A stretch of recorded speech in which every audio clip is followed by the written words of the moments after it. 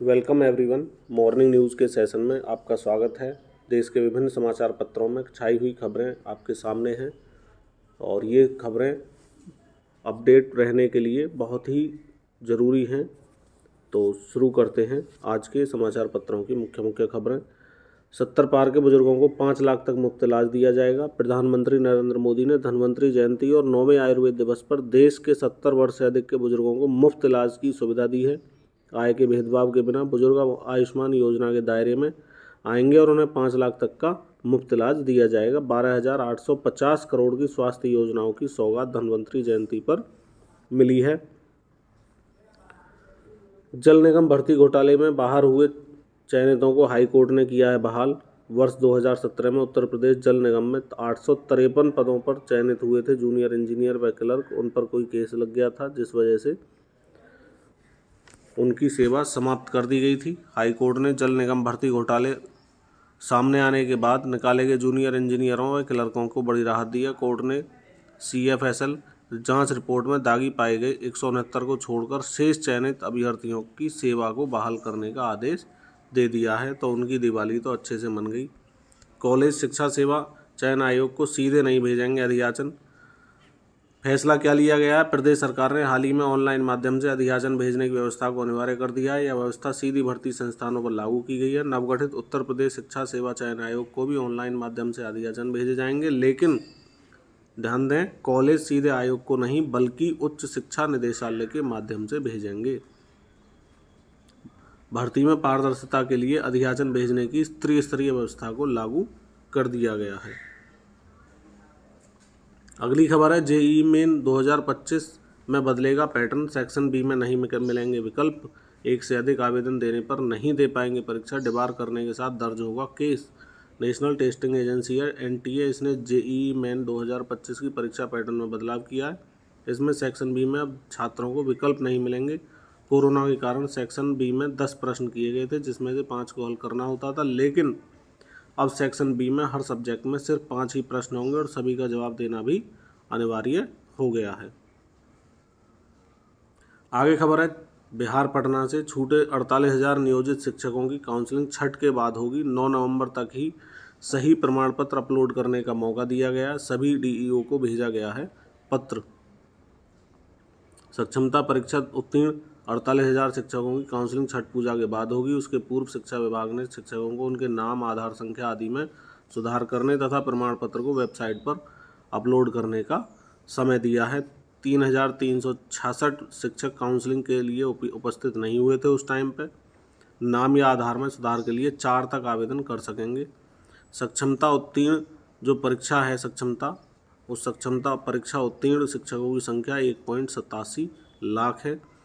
संदिग्ध प्रमाण पत्र वालों को मिला समय। विभाग ने जारी आदेश में यह कहा है कि उनके प्रमाण पत्र संदिग्ध पाए गए हैं उन्हें सही प्रमाण पत्र बिहार विद्यालय परीक्षा समिति की वेबसाइट पर अपलोड करने के लिए 9 नवंबर तक का समय दिया गया है। शिक्षक अपने लॉगिन ID और पासवर्ड के माध्यम से सही प्रमाण पत्र अपलोड कर सकते हैं अगर किसी में कोई परेशानी है तो। आगे कैलकुलेटर और स्टीम टेबल की सुविधा देगा SSC। 6 नवंबर को होने वाले JEE भर्ती परीक्षा 2 परीक्षा के लिए दी गई है ये सुविधा। कर्मचारी चयन आयोग SSC ने 6 नवंबर 2024 का आयोजित होने वाली junior engineer civil mechanical electrical परीक्षा 2024 के पेपर 2 के लिए अभ्यर्थियों को नई डिजिटल सुविधाएं उपलब्ध कराने की घोषणा की है। इसमें ऑन स्क्रीन कैलकुलेटर, IAS 456, 2000 तालिकाएं और स्टीम टेबल की सुविधा शामिल है। उम्मीदवारों को परीक्षा के दौरान आवश्यक संसाधन डिजिटल माध्यम से उपलब्ध कराने की दिशा में SSC की प्रगतिशील पहल है, जिससे परीक्षा प्रक्रिया को सरल, सुरक्षित और सटीक बनाया जा सके। इससे होगा क्या, सटीक जवाब दे पाएंगे सारे अभ्यर्थी एक क्लिक पर सूचना पाएंगे। अभ्यर्थी इस बटन पर क्लिक करके आवश्यक जानकारी देख सकते हैं और जानकारी प्राप्त करने के बाद क्लोज बटन पर क्लिक करके इसे बंद कर सकते हैं। यह बटन परीक्षा के पूरे समय सक्रिय रहेगा, जिसे अभ्यर्थी आवश्यकता अनुसार उपयोग कर सकेंगे।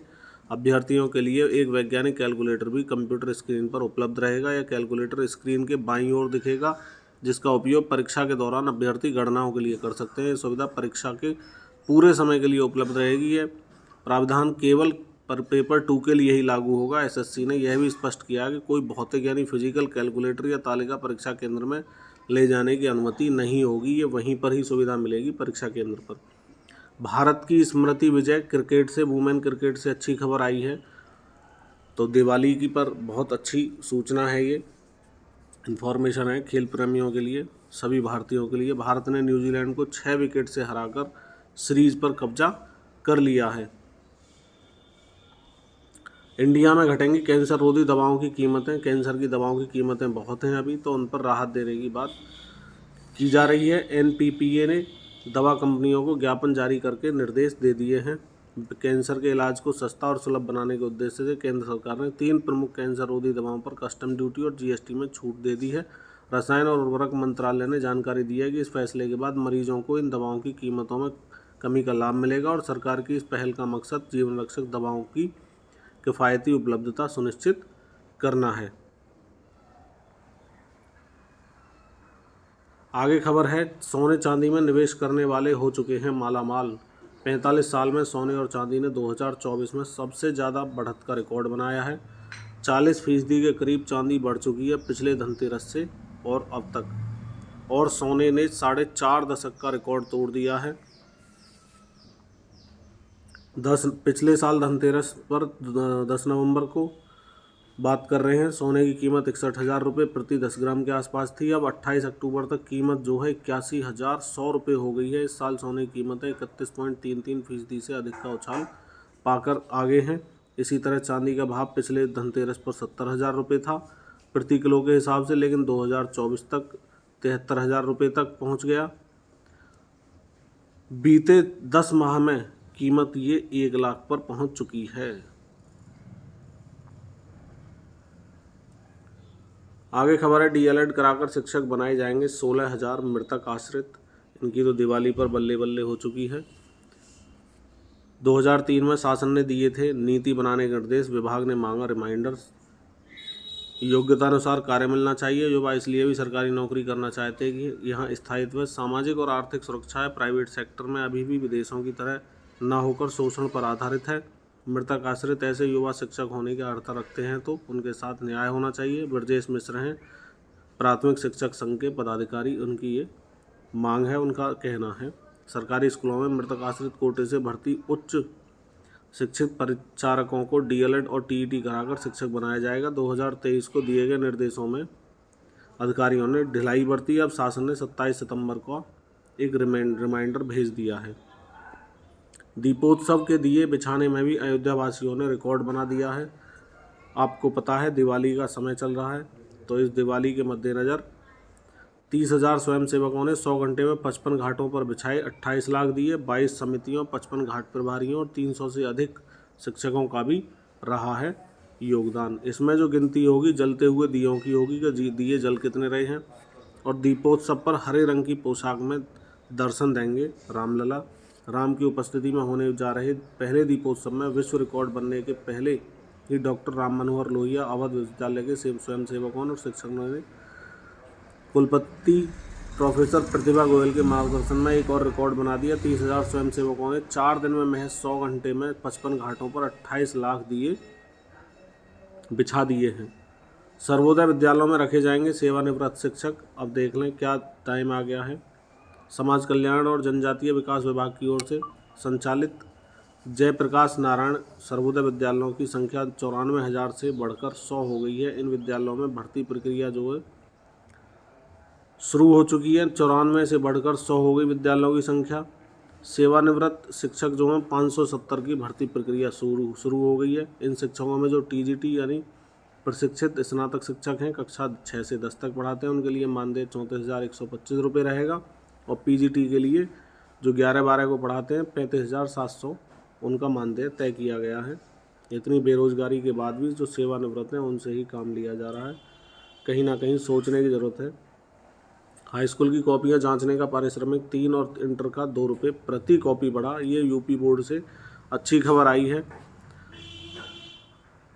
क्या है, अब शिक्षकों को अब हाई स्कूल की कॉपियाँ जांचने के लिए प्रति कॉपी 11 की जगह 14 रुपये मिलेगा और इंटर की कॉपी जांचने के लिए अब 13 की जगह 15 रुपये दिए जाएंगे।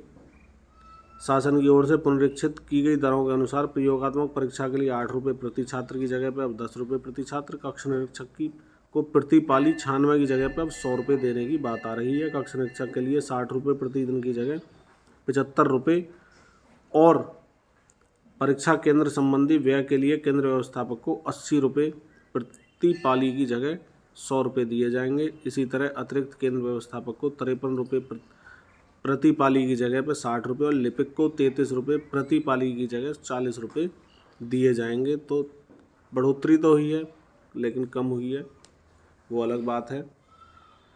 सुविधा पेंशनर 70 रुपये में डाकिए से बनवा सकेंगे अपना जीवित प्रमाण पत्र। जो पेंशन के लाभार्थी हैं उनके लिए खबर है। प्रमाण पत्र बनवाने के लिए नहीं काटने होंगे अब कार्यालयों के चक्कर।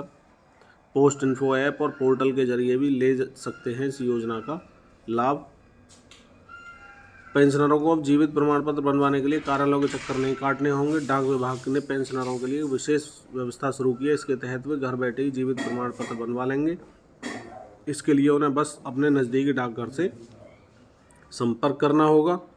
आवेदक को इसके लिए 70 रुपये शुल्क लगेगा। आधार संख्या लगेगी, मोबाइल नंबर लगेगा, पेंशन का विवरण भी देना होगा। ऑनलाइन आवेदन के बाद संबंधित नंबर पर SMS पहुंचेगा और कुछ दिन बाद डिजिटल जीवित प्रमाण पत्र उनका जारी हो जाएगा। तो बहुत ही अच्छी खबर है उनके लिए जो परेशान रहते थे कि जीवित प्रमाण पत्र कैसे बनवाएं और या चक्कर लगाकर या किसी के द्वारा बनवाते थे।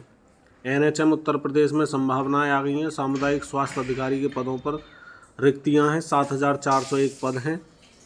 जो आवेदन करने के इच्छुक हैं उन आवेदन की अंतिम तिथि 17 नवंबर 2024 है। आयु सीमा 21 वर्ष मिनिमम है और अधिकतम 40 वर्ष है। वेबसाइट आप देख रहे हैं upnhm.gov.in पर संपर्क कर सकते हैं। इसी के साथ आज की मॉर्निंग बुलेटिन का सेशन यही समाप्त होता है। मिलते हैं नई खबरों के साथ। मैं विपिन शर्मा लेता हूं आपसे विदा। जय हिंद, जय भारत। आपकी सभी की दीपावली अच्छी बने, स्वस्थ रहें, खुश रहें।